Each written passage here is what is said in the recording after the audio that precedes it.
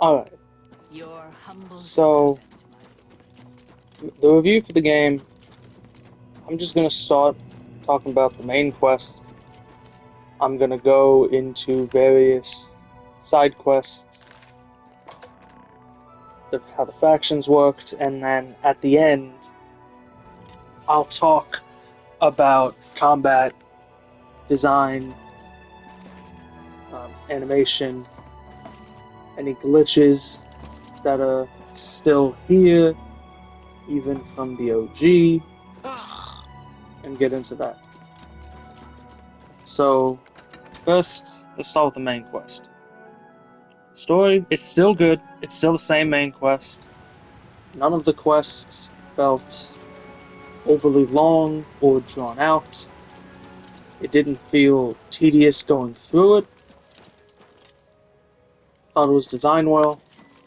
There's only two quests I have issues with during the main quest. So, one, you have to go to the Arcane University, which in theory is fine, but to get into it, you do have to complete a portion of the Mage's Guild quest. Now, that didn't affect me this time, because I did the Mage's Guild and most factions first, but that is a problem. That it's blocked by doing like 6, 7 quests of the main quest, of the Mage's Guild.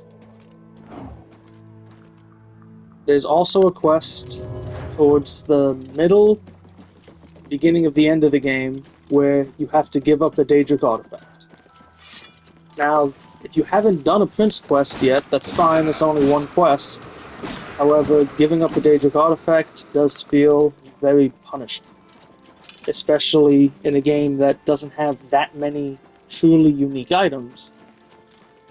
And especially doubly so if you are still early in the game, so you don't know what the other ones will do, what exactly your build will end up being as you play more.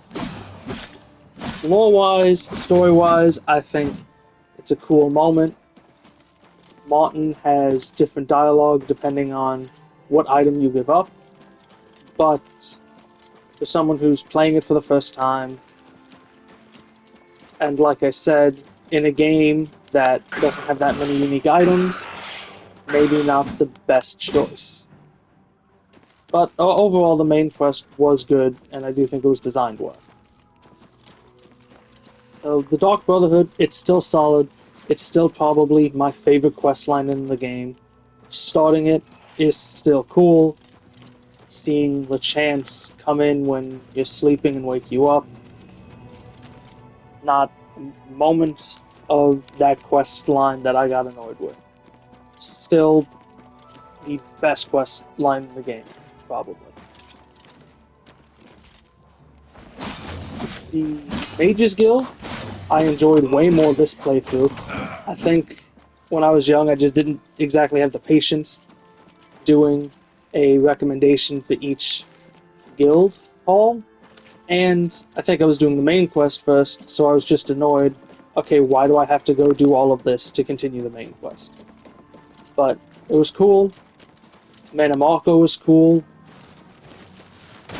It wasn't a long quest line. I think they got into the meat of it pretty quickly. I believe it's like the first quest once you get to the university starts bringing you right into the issue with the necromancers. You hear people talking about it a lot when you ask for rumors, so I think it was also built up very well.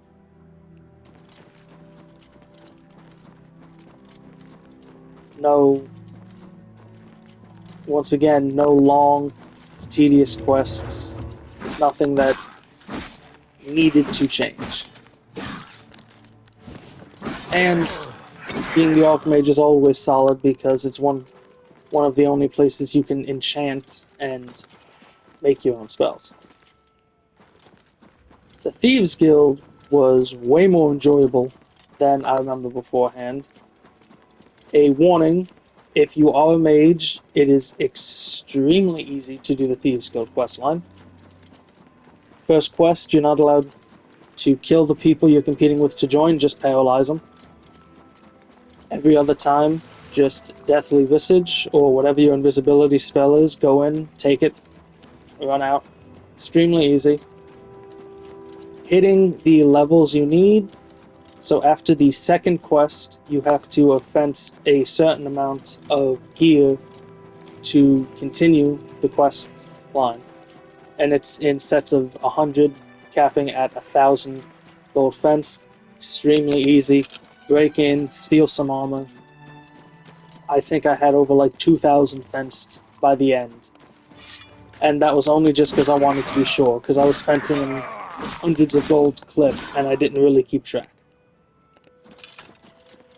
But it was a cool quest line, learn a bit more about the world, going after the ancestor moths, the monks that you have to steal from, slowly learning more about the cowl and what's going on. The end was interesting, seeing him be tied to Countess, and I thought they laid out hints really well of, okay, this is why he's protected the Countess. This is why he wants the God Captain, even though he hates them and keeps going against Thieves Guild, why he wants them there. I liked that when the curse got removed, there was actually a Thieves Guild hall. I thought that was interesting. My only complaints would probably be towards the end. I find it weird that in the final quest everything's going well, but they instantly find you out the second you pick up the Elder Scroll. Everything was set up for you to pretend to be the person to come and get it, but the second you pick it up, they instantly know, so you either have to run or kill your way out. But sneaking through the palace was interesting. Seeing more of the palace than you ever see in the game. And the arrow of excitation, I believe it's called, that you use to sneak into the palace, I think that could have been done better. You're making us use aspects of the game maybe we didn't do much with. It's a more unique way to make us get in there. I fully get that. And maybe marksman later on, it's easier to hit them off. I don't know, I've never done marksman. I always just use spells for my distance. I think I tried it in one playthrough and I couldn't stick with it. But it's so far away that it's hard to see how you missed. So you kind of somewhat have to guess. And because there's only one, if you miss, there's a chance of you losing the arrow. So you really just have to save before firing and then fire and do it. Honestly, I had to Google it just to see a picture. I could have found it out eventually. I was close. But it was very hard for me to tell how I missed. So I just had to see, okay, this is where I was. Also, I don't know if the skeletons down there always have bows, or if they only have bows because of the level I was at. If they always have bows, okay, that's better, because it is tied to the quest. If it's because of the level I was at, however, you could easily get screwed and mess that up and have to go back. But it was a solid quest line. I will say the NPCs were alright in that quest line. Obviously, the best NPCs quest line wise has got to be the Brotherhood with Lucine and Chance. Like, without a doubt, it's the Brotherhood and Lucine and Chance. And even the other NPCs in the Brotherhood questline are amazing. The reveal at the end was amazing. But the NPCs in the Brotherhood are kinda just there. Oddly enough, the only one you really learn or do anything with is the Grey Fox. He's it. And even that's just towards the end. Like, they don't even have side quests like the Mages Guild or the Dark Brotherhood have. But it was still a good quest line.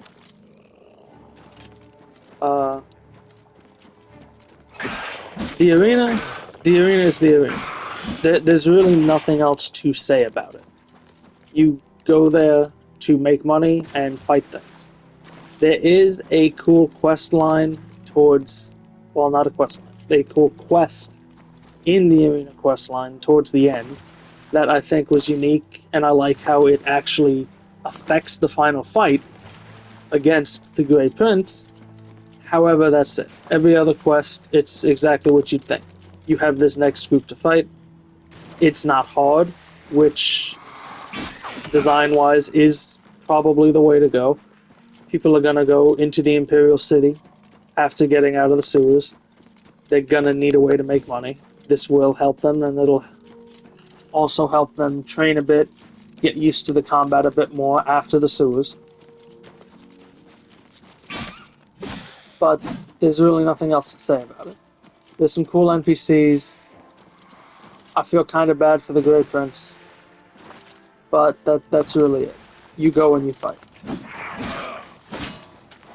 Now, the Fighters Guild is definitely the faction I feel needed just a little bit more time in the oven.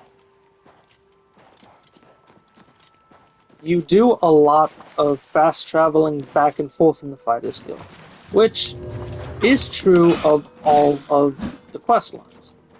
Every quest in the game, pretty much, that's not just one-off side quests, and even a lot of those you do have to fast travel for, is a lot of fast travel.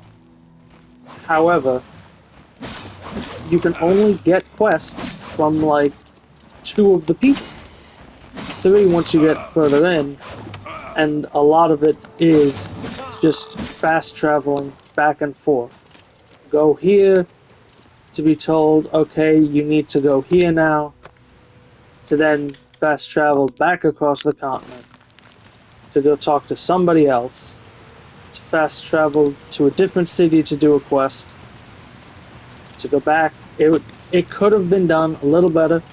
I think it would have actually benefited from a somewhat Mages Guild style, where instead of going between Anvil and Coral and whatever the third city is, I don't even remember where the Orc was, but instead of going between all of them, I think it definitely would have benefited from just, okay, you go to Coral, you join the guild, you do 1 or 2 quests in Anvil, 1 or 2 quests in Leowin, and you just go around like that until you get to the part where you start dealing with the Blackwood Company. Now, I will say, the Blackwood Company was interesting, but as big bads of the quest line, it's also in the odd spot that you deal with them the least.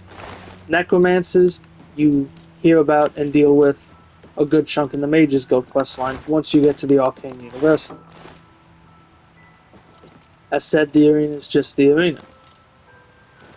The Dark Brotherhood is the Dark Brotherhood. There are hints laid out after you have to do the cleansing. And I'm trying not to say, like, too many spoilers about it. But there are hints laid out. It gets more unique once you start dealing with Lechance more. The Thieves Guild, you start dealing with the Grey Fox more. You do a couple of quests for this guy. It's just this one with the Fighters Guild, where you don't really feel that connected or invested to the end result. You barely deal with the Blackwood Company. You only have a few quests really related to them. You hear about them a lot, but that's really it. Now, I will say, it was interesting and unique what they did with the Blackwood Company, but it still needed a bit more actual, just, involvement in the quest line. I think that would have helped it a lot. The Knights of the Nine quest, the pilgrimage is annoying. The pilgrimage will always be annoying. I don't get why the shrines don't just have map markers at the very least, even if you can't fast travel to them. They should just have map markers. Pilgrimage was the only really annoying quest. The Your rest humble of servant. them were interesting, not long. I thought how you got the artifacts was cool. And obviously the fight at the end is cool. Uh, I will just say this spoiler, you end up fighting floating in the sky. It's cool. The design of the aliens that you deal with, I think was done well. It's just that first part. That pilgrimage is just annoying. Which ties into a sadly second issue with the quest, the gear you get. Because it's lore-wise, this is you are a champion of the Nine. If you commit a crime or do anything while wearing the gear, you can no longer use it. Which, lore-wise, makes sense. I get it. Mechanically, it becomes annoying, especially when so many side quests and 2 entire faction quests are built around breaking the law. I get why it's like that. It looks cool. It's probably something I would actually use. But because of the restriction it has, I don't think I ever will. Because it's just too harsh of a restriction given what you do in the game. The 2 additional quests you do, there are 2 new sets of armor, the Order set and the Ruin set, each with short quests. Those quests were alright, they were kind of interesting. I think the Order set was a bit tedious. You have to go to a ruin, you get halfway through the alien ruin, just to be told you have to go back, because you can't get through a door, just to then go back into the ruin with a way to get through it, to then finally finish and go back to the guy. I think he could have just given it to you to begin with. I don't think there was a reason to have to go back and forth. But still, a quick quest, just that was kind of tedious. You can go back to that guy anytime to get more equipment. It's one of everything. Heavy, light, and weapons. So whatever your build is, if you want to switch builds, you can do that too. Same with the Ruin or Apocalypse set. You get a spell to summon someone. He gives it to you, and you can just keep summoning them and get as many of it as you want. It is all worth nothing, even if you enchant it, which I do understand for balancing reasons. They couldn't really make it worth anything. Otherwise, people would just keep going to get free gear and break the economy more than you can already break the economy in this game. Not even counting duplication glitches, it's just really easy to make money. But I thought those were implemented well. They are deluxe edition only. Those 2 quests with their gear and horse armor are the only things in the deluxe edition. I think you also get an art book in it. So that is somewhat of a shame, but I get it. But it's cool gear, it's very powerful. It scales with level, so you can also, when you go back and get it again, it will scale, so you don't have to worry about waiting till the very end to get it. Or if you really like the gear, you don't have to worry about out-leveling it and no longer really having a use for it, which I think was a very smart design choice that I'm glad they actually thought of. The Daedric Princes were the Daedric Princes. They were cool. Some better than others. Malakath's was cool. Nocturnal's was cool, very quick. Honestly, the only prince I was disappointed with was Hermaeus Mora. It was a lot of build-up. You have to complete every other Daedric Prince quest. You have to, in the OG, you had to at least be level 18 or 19. I don't know if that is still the case in this one because I didn't get there until like level 35 or something. And you had to have gotten to the point in the main story where you give up a Daedric artifact. Then a follower of Hermaeus Mora will come to you and tell you he wants to see you and you can go do it. A lot of build up, it makes him seem very important. Obviously, the Augment Infinium is solid. It's one of the only ways you can get a skill above 10. I mean, above 100. But you just have to kill people. That's it. You have to get the soul of one of every race. So it was like 2-3 minutes. Most of it was just loading. That you just teleport to various Daedric shrines, soul trap them. You get 3 or 4 just from Hermaeus Mora's shrine alone. He does not care. And then you go back to him and you get it. It's a very quick quest, very simple. I like the Daedric artifact you get. Very powerful and useful. The quest itself, honestly, was just a letdown. I forgot that's what the quest was. I was expecting more from the quest. And I'll also say, he was the only person in the entire game where I thought the voice acting was just bad. I know what they were going for. They're going for this, like, warbled, underwater, sea monster voice. I get it. Did not like it at all. The second I heard it, my first thought was, man, this is not good. I also think his statue wasn't really great either. Once again, the only prince I thought that for. The rest of them, voice was great, statue was great, quest was cool. I really thought I liked Dagon's quest.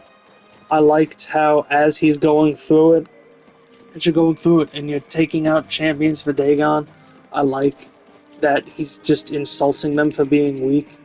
And then you get to the one that the one race he actually kind of likes, and he's like, oh, it's okay. And that's the one race that he didn't shit on, and I thought that was kind of funny. But yeah, the Daedric Prince quests were solid, except for Hermaeus Mora, which honestly just felt like a letdown. And it felt like it was a lot of build-up for nothing. Well, really good item once again.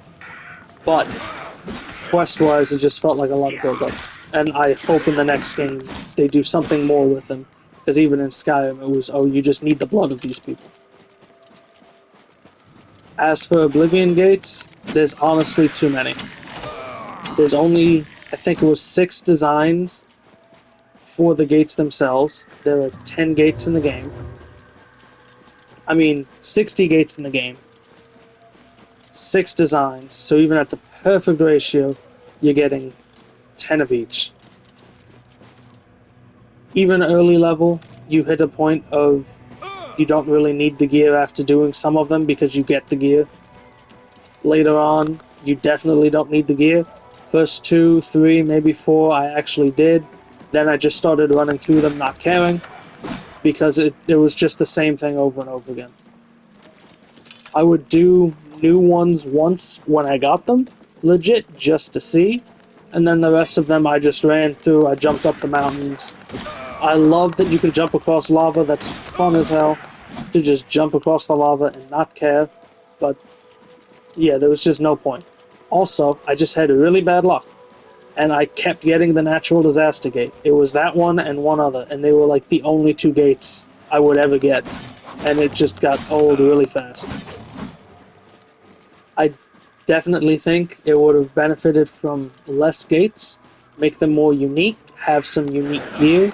There's only one gate in the entire game that actually has unique gear set in it. It's during the Aid for Boomer quest. To get any city to help you, you have to close a gate that's right by the city. It's designed as a natural disaster gate, and it's so off the beaten path. I don't think many people would legit actually find this without a guide, because it's just so awkwardly, like, off the beaten path that I highly doubt anyone is getting it.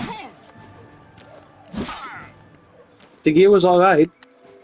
Like, it's cool, you have unique gear. Definitely needed less gates with more unique gear.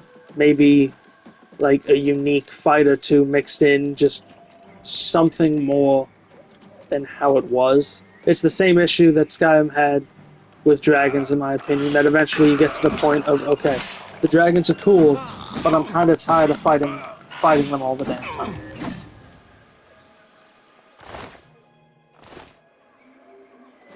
I love spell crafting. I'm glad it's still in this. They didn't alter it, which is nice. For the most part, I do think it would have been a bit better if when you made a spell, instead of having it's like 8 out of 60 or 862, some arbitrary number, just tell us how much it'll cost us.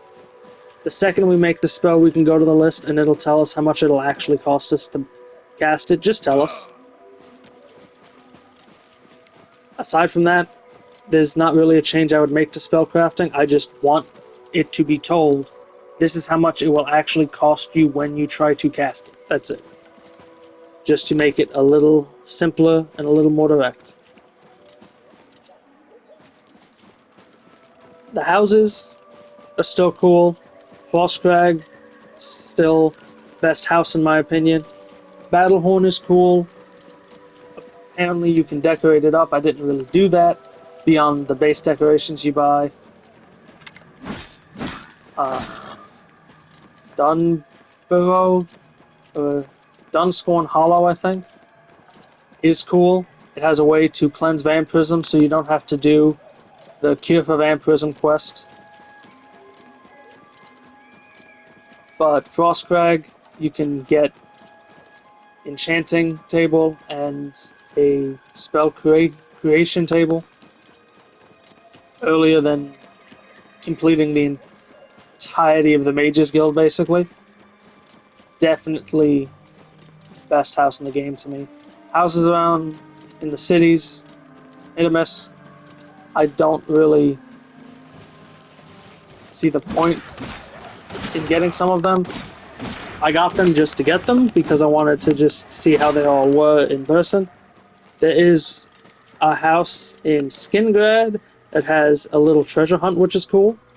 And obviously, I'll say the Anvil House. I think it's a very unique way of doing it. It's a nice way to get a cheap house.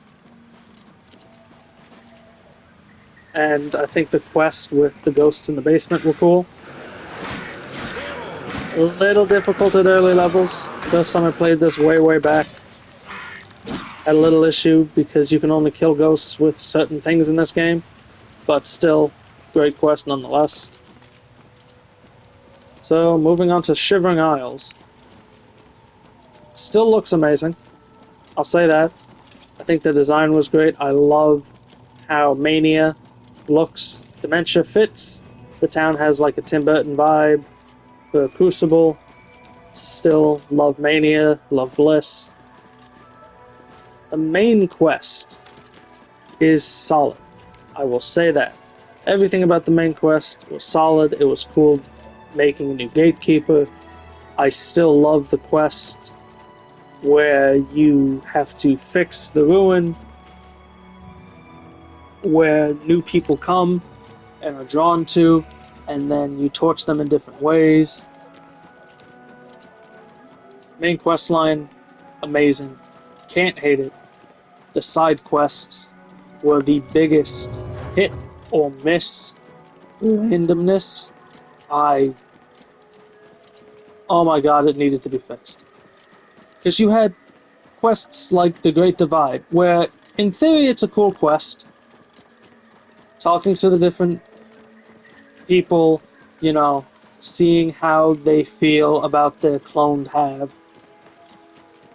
And of course, it was some mage doing an experiment, because it's always a fucking mage doing something. Cool in premise. In execution, you just pick which side you agree with, and then go kill the other half.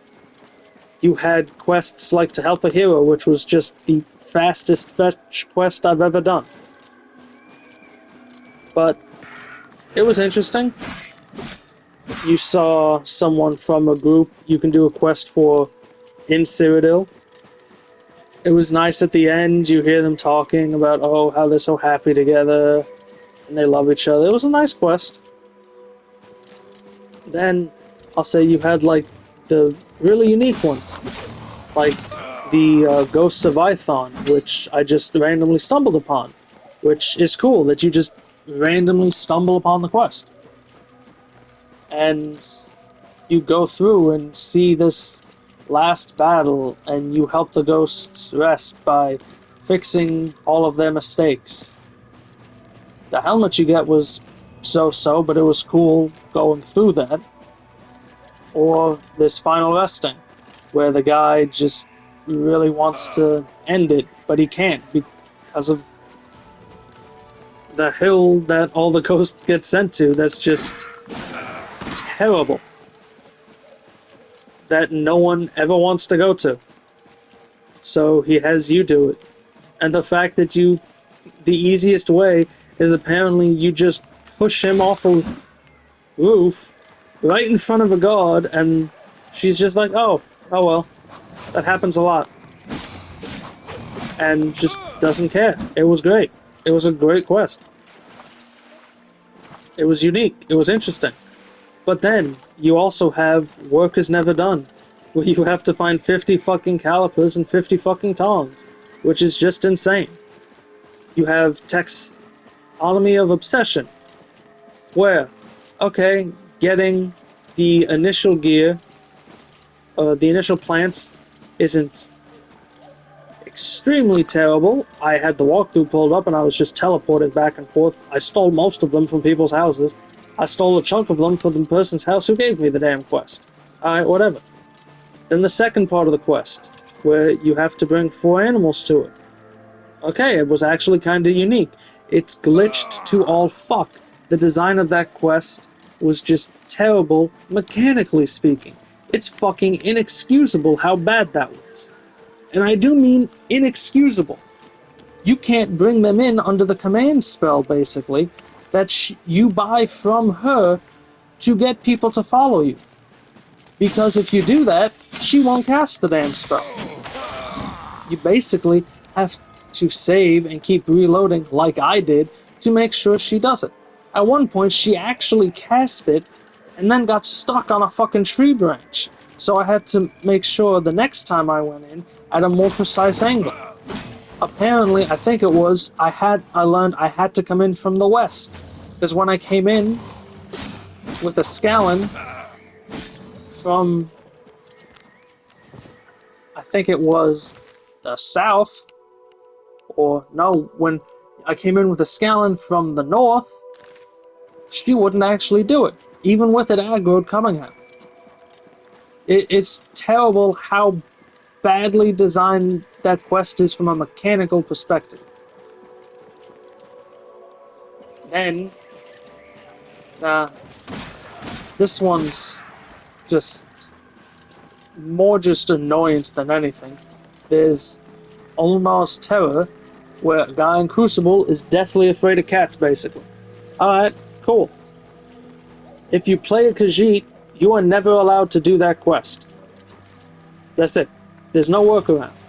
There's no go disguised. There's no casting a spell. You just can't do the quest. It is the single quest in the entire game that is race locked.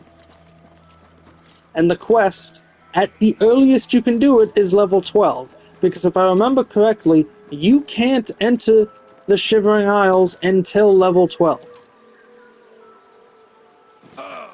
And it is the only quest that is race locked. That's just annoying. Lore-wise, it's funny. Yeah, it is kind of funny that he just hates cats so much that even Khajiits he can't talk to. Yeah, I get it. I was locked out of the quest.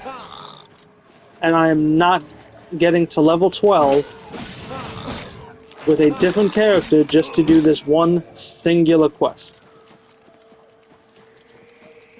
And then there's Museum of Oddities, which is only a long quest because of the, like, I don't know, 20-something maybe?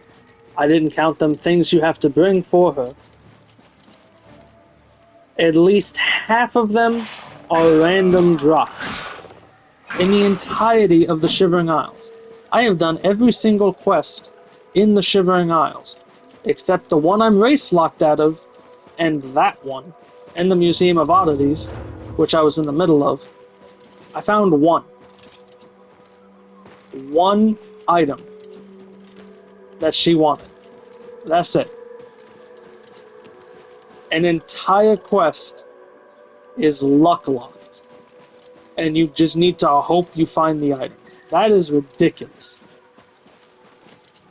The main quest is good, the design of the area is good, there's some cool, unique guys. I love bulwarks, or I think they're called. I love scallons, I think they're cool. I love that they jump to headbutt you out of the water. I love the new summoning spells you get and everything, but the side quests in Shivering Isles are just so fucking bad. And it's inexcusable how bad some of these are glitch ones. And it's just terrible how long they are. They shouldn't be that long. They shouldn't be that random that you just don't get them.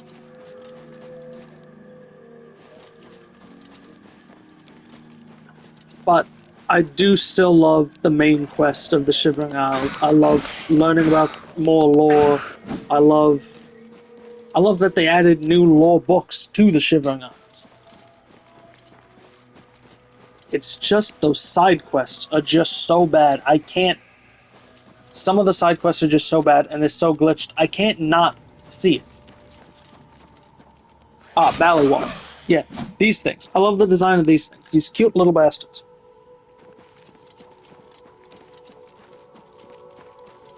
So, moving on to mechanics.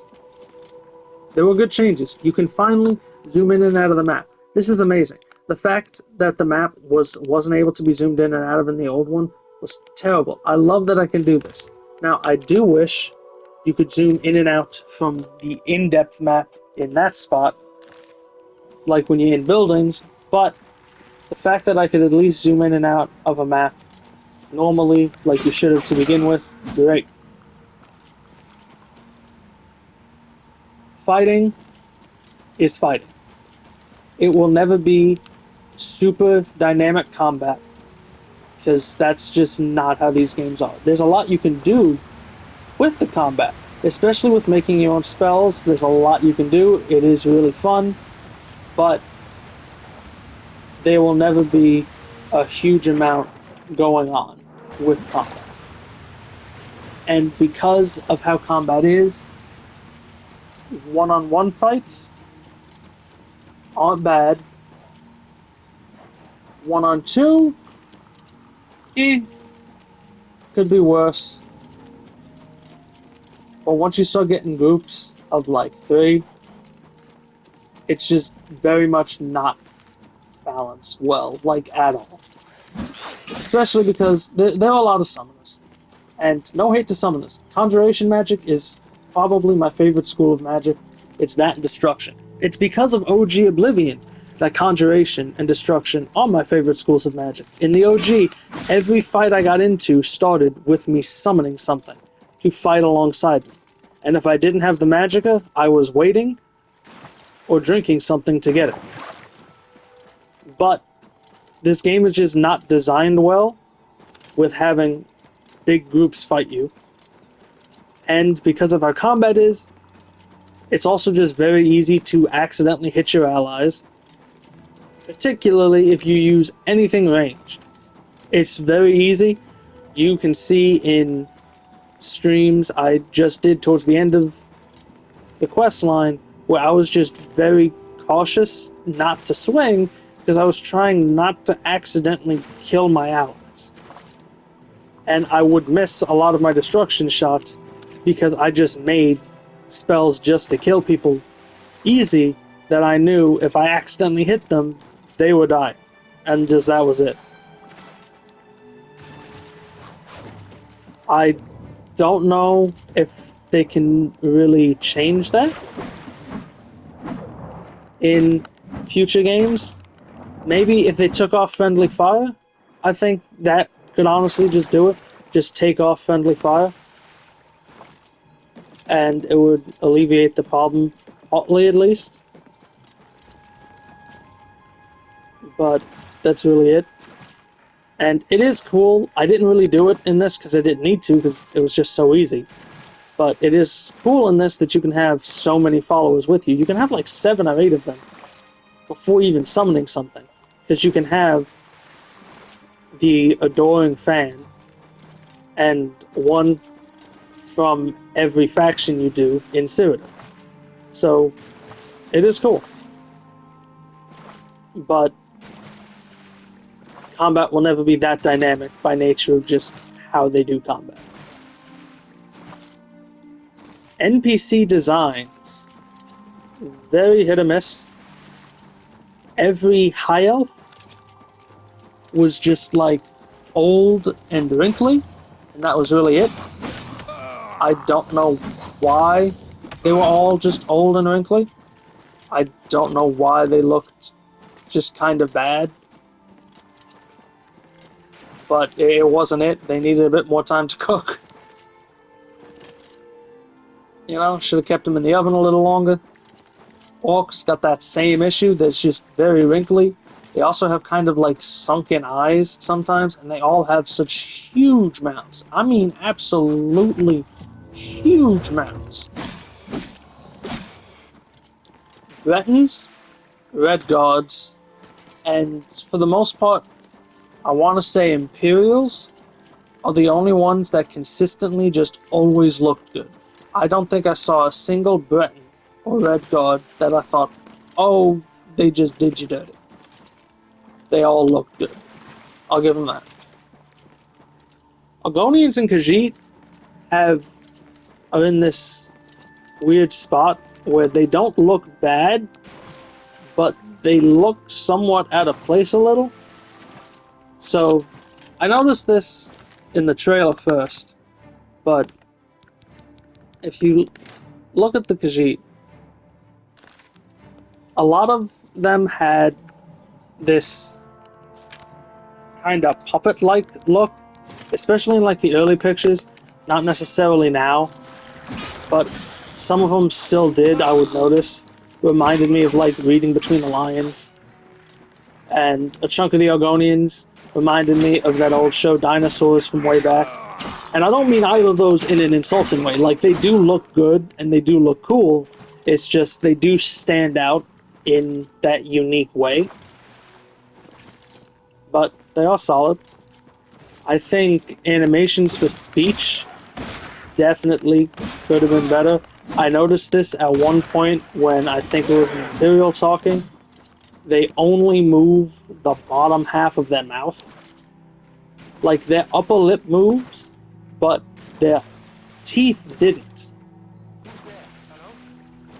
And it was just left in like this odd spot that why are your upper teeth like never moving? It was just odd. And I definitely think it could have been done better.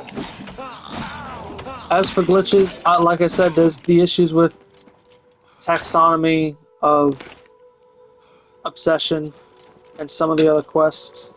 The one glitch I will say I did just encounter on and off throughout the game, and I don't know why, is there is a glitch when you go to talk to people, and it might be that I talk to them too quickly after loading in,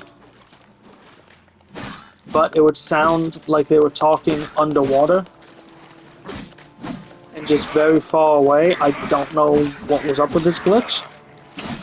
So it might be an odd acoustic thing, because at one point it happened during the Knights of the Nine quest, where the guy was talking in a room and it just sounded like he was whispering far away.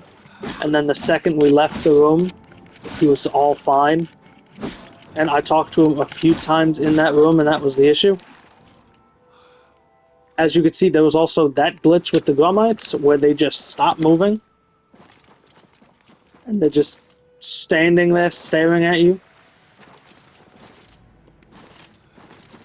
I don't think I experienced that glitch with literally any other enemy in the game except the Grummites. I don't know what that is. I will also warn, there is apparently a game-breaking glitch.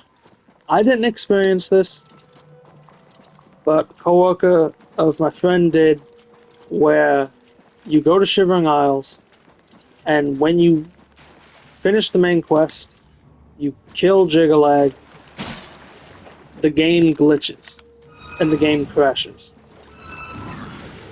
And apparently, you can't, like, leave the Shivering Isles when you get back into it. So unless you have a save from before going in, you're kind of just screwed. Now, I don't know if loading a save before you start the quest and going to leave changes it or not. I didn't experience this glitch. The game did crash a couple times for me. One of them, it was my own fault. I used the duplication glitch to duplicate tongs, but I used my torches, so I ended up duplicating like 60-something thousand, I think, tongs. And the game just really couldn't handle that. Like, it was slowly trying, it was letting me kind of do things, and then it just stopped. And it just crashed. That one was on me, I own that. But the game has just crashed on its own a few times before. My last, like, 3 streams, 2 of them are abrupt endings because the game crashed. And that's it. I will say, the old glitches are still here, which is nice. Of, like, duplication glitch and the infinite magicka glitch. Well, not infinite. You have to do something for it, but as you can see, I have like 63k total magicka. Because why wouldn't I? Last thing I'll say is, I should have said this earlier, and that's on me, about the just generic settlement quests. Like Shivering Isles, they are somewhat hit or miss. They're not as bad and change as the Shivering Isles, but they are still very hit or miss. The Slaughterfish quest still has glitches, where as you're going around Lake Rumere, for some reason, they won't appear at the marker, and as you're going around, they actually start appearing on land in some cases. And there are some quests where they definitely expected you to do them earlier. I would be cautious. I said this during one of my streams, around like 18, I think, that I definitely think I went in the wrong order, because I did the settlement quests last. And so by the time I did, they were all a cakewalk, to where there was, like, the family farm. You talk to the guy in Coral. He says he needs you to go help his sons fight off monsters at the family farm. They were just generic-ass goblins. clearly they thought you were doing that early on. I don't know what order they expect you to do things, but clearly some quests were designed for early on, which is smart. That's not anything against the game. It's just a warning to anyone going in. Maybe you might not want to leave all the settlements and side quests until the end, because a lot of them will just be very tedious. Well, not exactly tedious, but they'll be so easy it'll appear tedious because you basically just go there, beat these like level 4 enemies for like a minute or two, and that's it. But there are still cool ones. There's the one quest where you go into a guy's dreams. I hated that the first time, and honestly, I thought it was really cool this time. I thought that was done well. They equip you well for it. It's unique. I don't think there was a single quest in the main area that I hated. Not the way I have issues with Museum of Oddities or Taxonomy of Obsession. I legit, if I had money, I probably would have broke my controller. It was just so bad. And like I said, I do still love Oblivion. Granted, it's not covered by nostalgia the way it once was, because it was like my first Western RPG, and the art style and animation was really cool. Especially, like, it had the brightly colored, kind of painted vibe, and then you get into, like, the painted world quest, which was just amazing. And I'll say, that still is a cool quest. I went into it at a lot better of a level this time than I did the first time. I actually kind of hated the quest the first time I played it in the OG, because I wasted all my turpentine on, like, the first troll. But, you go into it, it's got a lot of beautiful still, but after playing so many games, and even studying game design, I went to school for this. I can see the cracks, I can see the flaws, I can see glitches that are just pure inexcusable, that even after like a decade, that they're still in the remaster. There are people, the walkthroughs I looked at were telling me these are known to be glitchy. This is what happened in the first game. In the OG, it should still work. That people are still using the same workarounds. The fact that they didn't actually fix it, there's just no reason to not have fixed it by now. You should have fixed it. Especially, this is a remaster, you should have fixed it.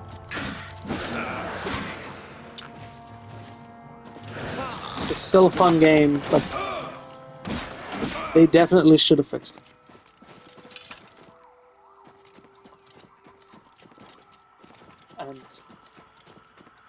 But at least the cool, unique aspects are still there. And I do want to give a shout out just to the Unexpected Voyage quest, just because I do still like it. I think it's a really cool quest.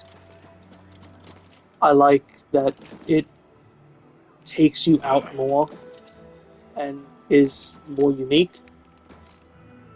That you go to sleep and you wake up in the ocean because the guy owning the inn boat lied about some great treasure to drum up business.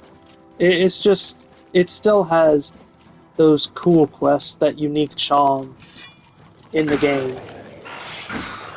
But being in a remaster, being 27 years old, studying this, I'm noticing the flaws way more. But I did still enjoy myself. It's still a game I would recommend people playing. I would recommend them having a guide nearby, just in case of glitches or... Nope, just in case of glitches, really. Most quests aren't really difficult to do. There were some odd ones, like the final Thieves Guild quest, when I got there, it didn't actually tell me to sit down. So I was kind of wondering, like, okay, what the hell am I doing? But even then, that might have just been a glitch that the text screen didn't pop up. But overall, I do still enjoy this game. I'd say 7 to 8, like 7.5, 8 out of 10. It's still a good game. I'd still recommend people playing it if they get the chance. And if this review was actually helpful, if anyone actually made it to the end of this long review, please let me know. If it was helpful, let me know. If there's any games you want to see me play, just any games you think I should play because they're such a great game, or you saw the games I like in my description and you think I'd like them, please let me know. But thank you. Thank you to anyone who watches the streams I did when you hopped in, and to anyone who watches them now that they're just on the channel. And as always, see you next time.